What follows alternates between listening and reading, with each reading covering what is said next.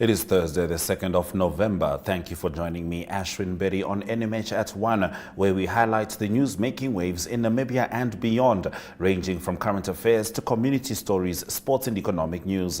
Coming up in this broadcast, Namibia shuns EU agreement, students kidnapped for ransom, SOEs should distance themselves from politics. Follow all our programs on oneup2.com or DSTV 285 or GoTV 25 in Namibia. Midday news update coming up shortly.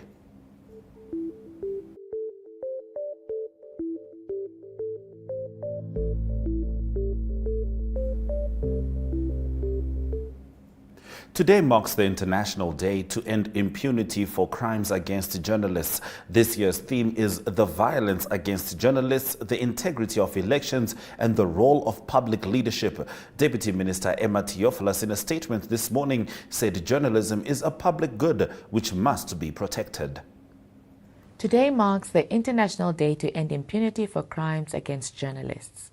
This year's theme, the violence against journalists, the integrity of elections, and the role of public leadership, allows us to create awareness of the dangers of impunity for crimes committed against journalists, and more so, pays tribute to those journalists who have lost their lives while diligently fulfilling their duty to provide information to the public. Since attaining independence in 1990, Namibia has upheld an exemplary track record with no journalists falling victim to violence or imprisonment for merely carrying out their professional responsibilities.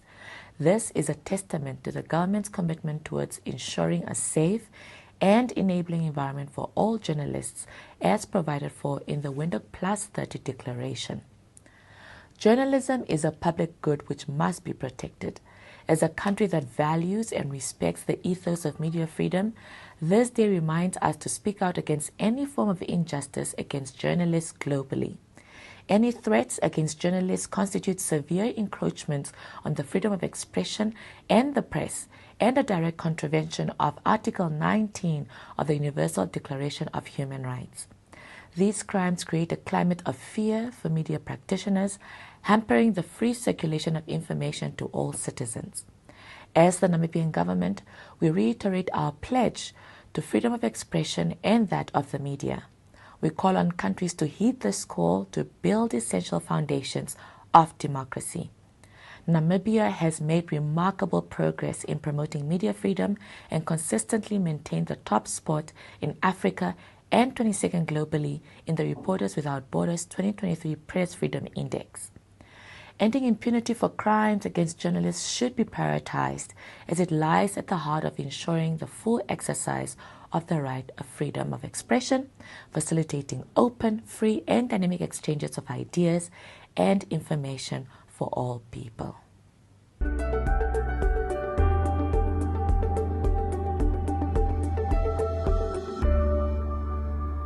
An essential message, indeed. Visual News highlights local stories from across Namibia right after the break.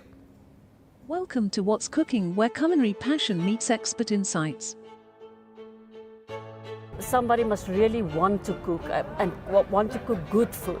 Immerse yourself in the bustling world of professional kitchens as top chefs create mouth-watering dishes. Join us for in-depth interviews as our host explores the experiences and expertise of our guest chefs. Don't miss out. Tune in to What's Cooking on NTV every Friday at 2100 hours and let the culinary adventure begin.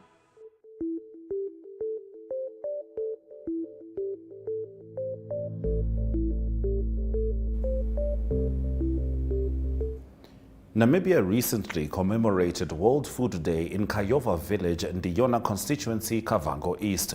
In a speech read on his behalf by NamWater Chief Executive Officer Abraham Nehemiah, Carl Schlatwein said government initiatives are meant to meet national water demands and in parallel efforts towards food production.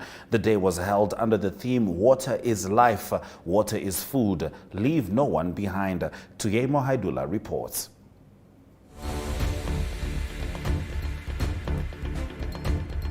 Production, which is rain-fed, horticultural support program, Namibia Agricultural Mechanization and Seed Improvement Project, in the NAMS. We have seen many of them here in white t-shirts, and poultry value chain. These initiatives are envisioned to improve agricultural productivity, facilitate employment creation, and enhance household income, therefore reducing poverty and enhancing food security at household level, most especially in rural areas. Water supply plays a crucial role in maintaining food security, especially in the aspect of food production and preparation, hygiene and sanitation.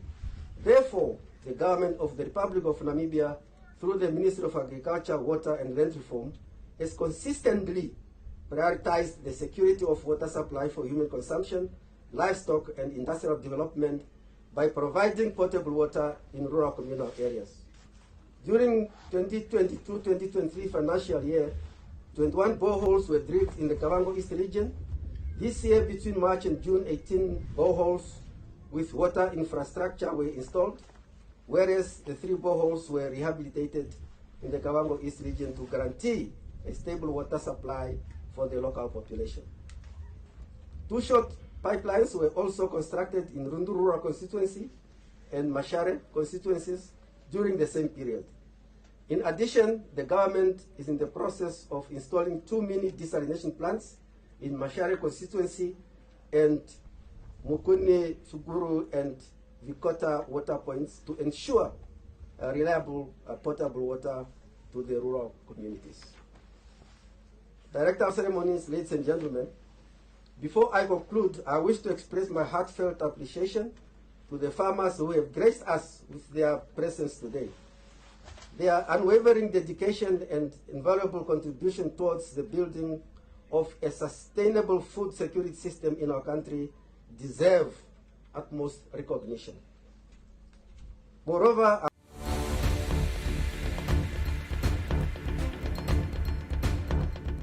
Dr. Nelago Amagulu, Senior Medical Superintendent, Katatura Intermediate Hospital, this morning launched the 3rd edition of the National Surgical Obstetric and Anesthesia Plan, Infection Prevention and Control Action Plan, and revised guidelines for IPC, among other documents. These documents will cover 5 years leading up to 2027 and will cost the government a staggering $1 billion Namibian to implement. Elizabeth Klebes reports.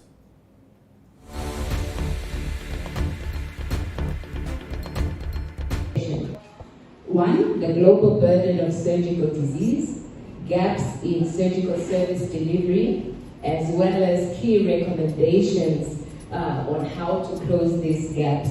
So also in 2015, at the 68th World Health Assembly, 194 member states of WHO, including Namibia, passed this resolution 68.15, which focused on strengthening emergency and essential surgical care and anesthesia as a huge component of universal health coverage. So countries, including Namibia, committed to developing their national surgical and obstetric anesthesia plans. So the government of Namibia, co-sponsoring with WHO that World Health Assembly decision in 2017, affirmed the need to collect data on Namibia's surgical, obstetric and anesthesia plan, and there was commitment to provide biannual reporting on the country's progress on that implementation.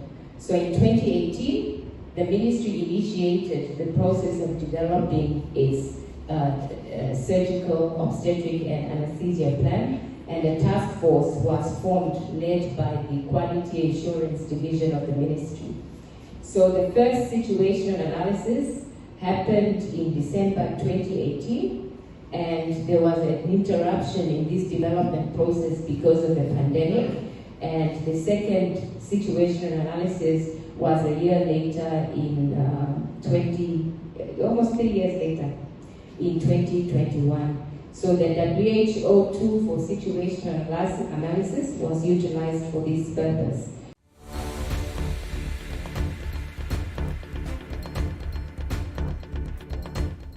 After the break, Namibian Sun leads us into the newspaper review segment.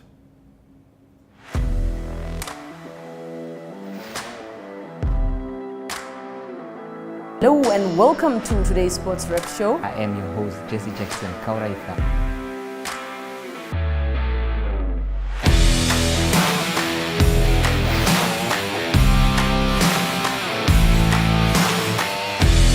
In replay, Namibia, who had won the toss for the first time on this tour. Good day everyone, time for international sports news, starting off with tennis news, both on the WTA for women's and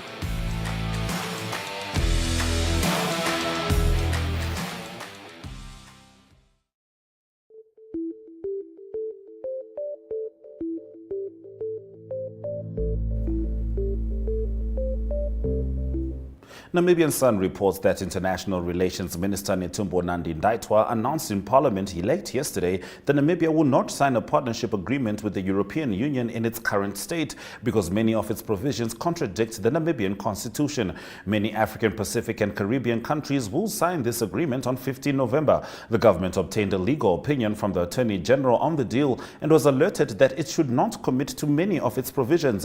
The government already informed the EU in February 2022 that it would not sign the agreement in its current form, Nandi-Ndaitwah said. Now on page 3, criminals in the Oshana region have seemingly come up with new ways to conduct business, in quotes, after another student was kidnapped, held for ransom and robbed at the Omahenene location in the Oshakati West constituency on Monday.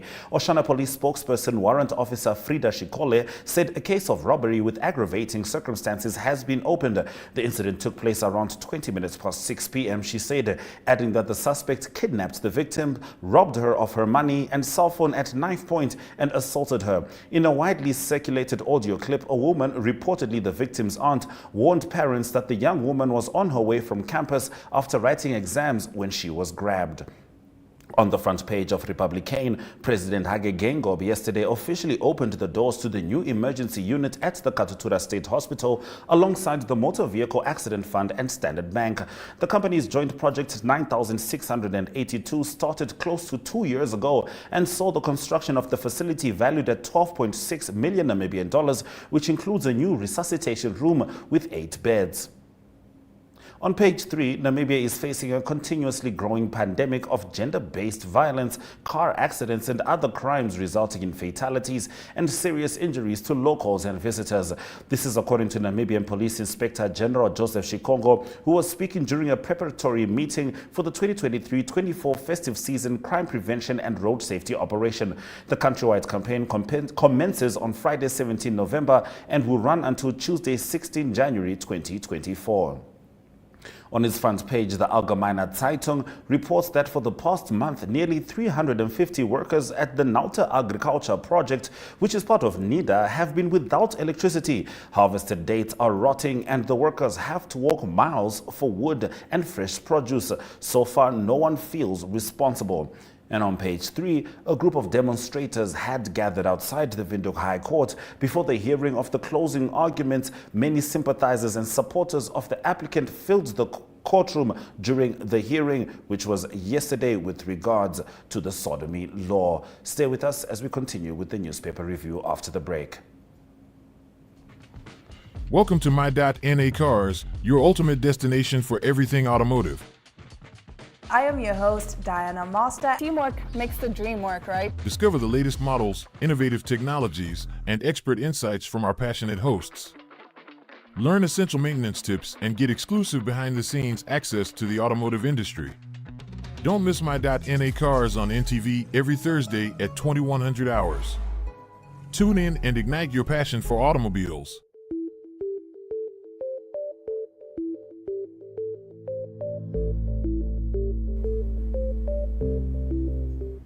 Continuing with the newspaper review, the Namibian reports that President Hage Geingob has raised concerns about Namibians' alcohol consumption, saying they should only have one glass after dinner. Geingob said this at the 12.6 million Namibian dollar inauguration of the renovated emergency unit at the Katutura Intermediate Hospital in Windhoek yesterday.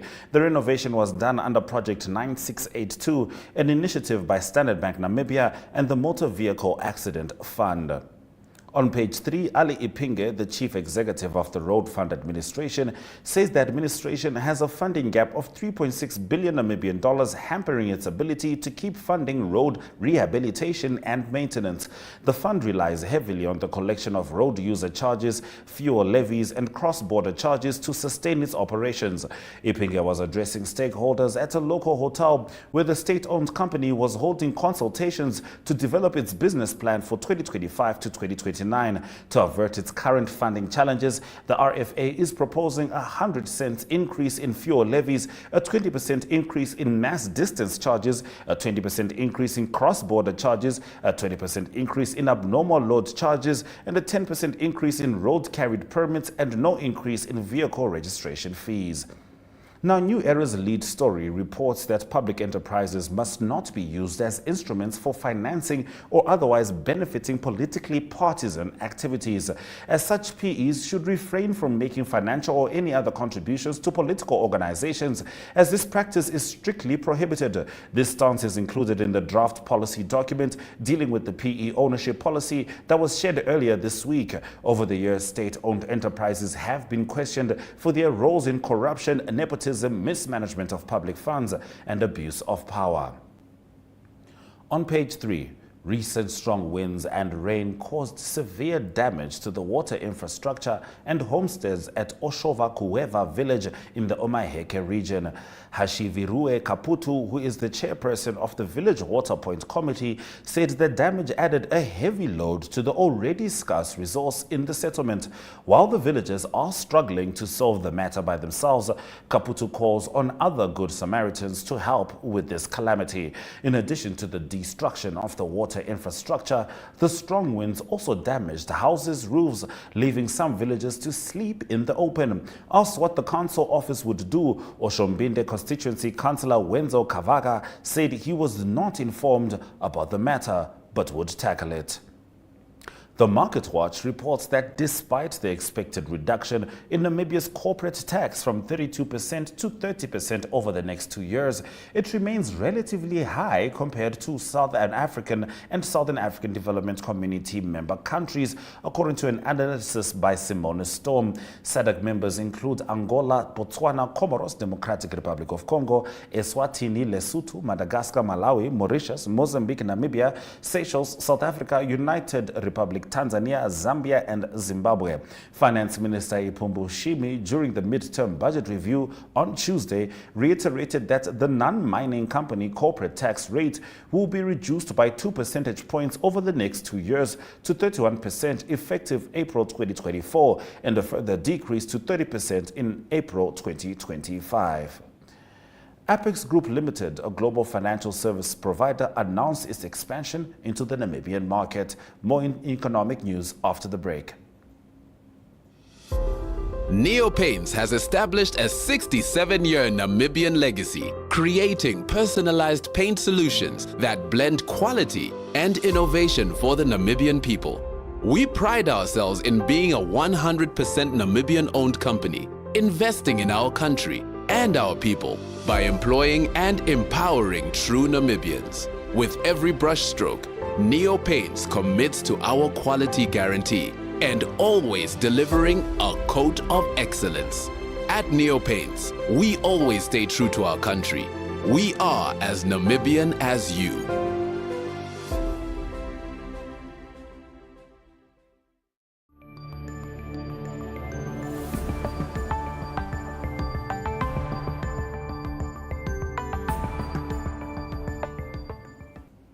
Let's head into economic news. Apex Group Limited, a global financial services provider, announced its expansion into the Namibian market with the appointment of Sibyl Somyers as country head of Namibia, responsible for overseeing the delivery of Apex Group's single source solution to global clients.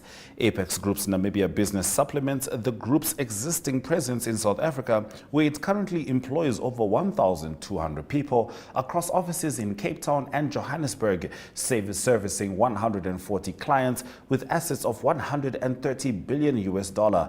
Apex Group's continued organic growth is driven by increased demand from both new and existing existing clients for Apex Group's locally delivered single-source solution.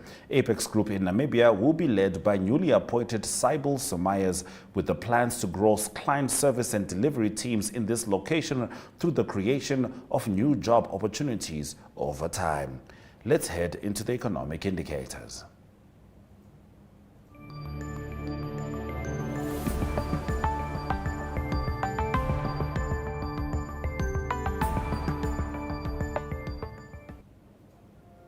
The Namibian dollar trades at 18.39 next to the US dollar, 2.51 Namibian dollars getting you 1 Chinese yuan, and 1 euro gets you 19.53, with the British pound costing you 22.37 Namibian dollars. MTC managed a 0.10% uptick, whilst ANIREP and other selected NSX stock closing prices maintained their value. SBN Holdings joins MTC with an uptick, though more significant, 5.30%. They'll be happy about that, whilst the local index and the overall index both closed in the green. Looking at commodities, gold and Brent crude oil doing quite well compared to copper and platinum, which registered downturns of 0.09% and 0.63% respectively. Now, Kenya announced a sharp increase in passenger fares on a Chinese-built standard gauge railway. Stay with us as we head into the news from Africa.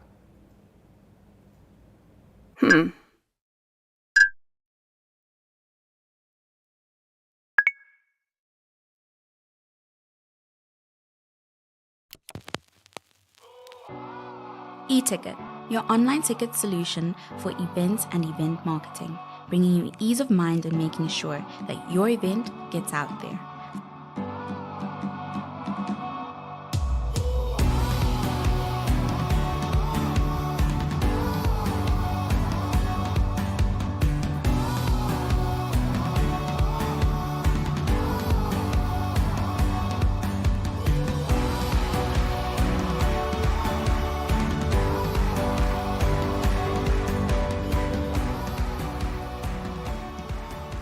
For more information, contact events@nmh.com.na.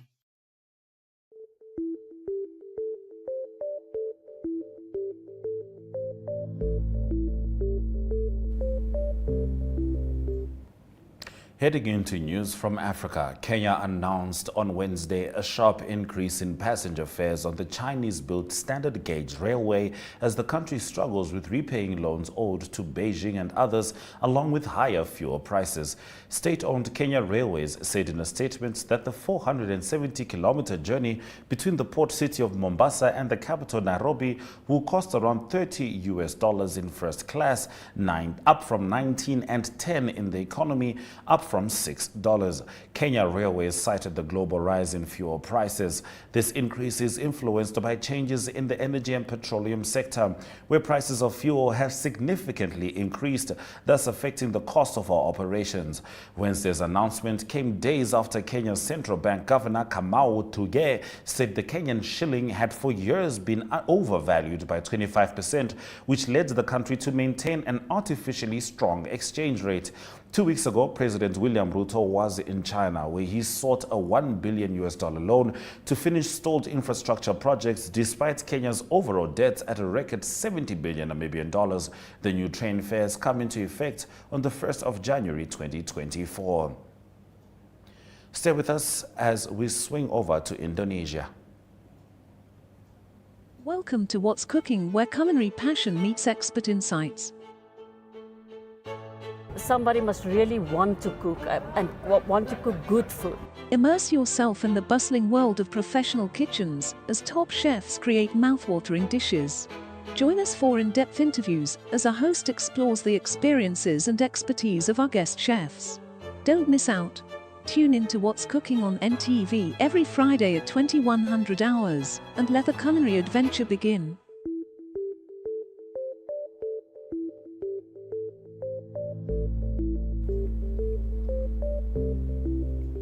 In international news, the boss and 3 other officials of an Indonesian firm whose cough syrup was linked to the deaths of over 200 children have been sentenced to jail. They were handed 2-year prison sentences and were fined $63,056. The firm Afi Pharma was accused of producing cough syrups containing excess amounts of toxic substances. The company's lawyer said they denied negligence and the firm was considering whether to appeal. Prosecutors had been seeking a prison sentence of up to 9 years for Afi Pharma's chief executive, Arif Prasetya Hararap, and 7 years each for the other defendants.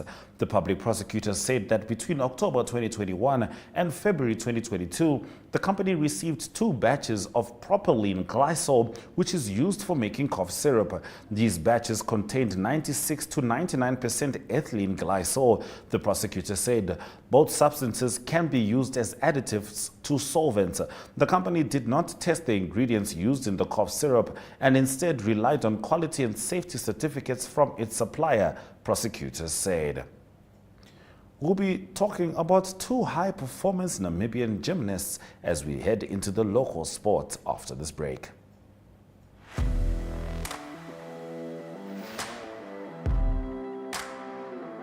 Hello and welcome to today's Sports Rep Show. I am your host, Jesse Jackson Kauraifa.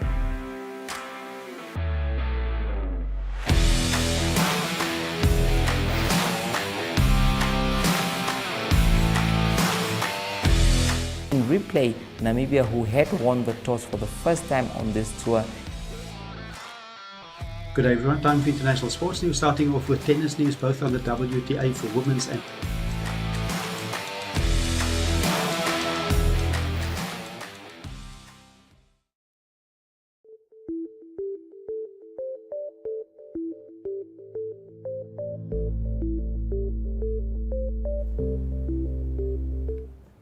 2 high-performance Namibian gymnasts, Kayla Duchesne and Jade Pretorius of the elite rhythmic gymnastics club, arrived in Ghent, Belgium yesterday ahead of their participation in the 25th Happy Cup. The tournament is set to kick off tomorrow until Sunday and will see 21 clubs from 17 countries take part.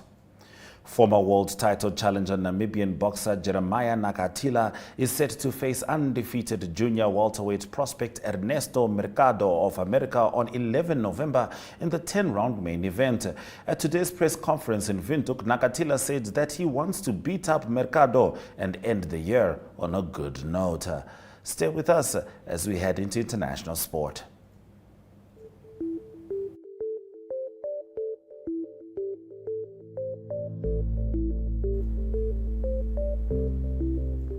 Quinton de Kock's 4th century of the tournament and double century partnership with Rassie van der Dussen, who scored his 2nd, helped South Africa thrash New Zealand by a whopping 190 runs in their World Cup group match at the Maharashtra Cricket Association Stadium in Pune on Wednesday.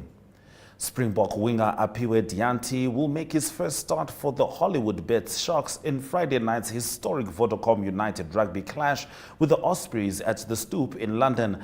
Dianti played off the bench for the Sharks in their defeat to Leinster in Dublin last weekend, thus making his first foray back into competitive rugby since being suspended from the sport for testing positive for a banned substance 4 years ago. The way for Manchester United to weather their current storm is to stick together, beleaguered manager Erik ten Hag said after his side were knocked out of the League Cup by Newcastle in the last 16 clash on Wednesday, whilst being the defending champions of the competition. If you are just joining us, this is NMH at 1, and we'll get into the highlights from today's broadcast right after this. Welcome to What's Cooking, where culinary passion meets expert insights. Somebody must really want to cook and want to cook good food. Immerse yourself in the bustling world of professional kitchens as top chefs create mouthwatering dishes. Join us for in-depth interviews as our host explores the experiences and expertise of our guest chefs. Don't miss out. Tune in to What's Cooking on NTV every Friday at 2100 hours and let the culinary adventure begin.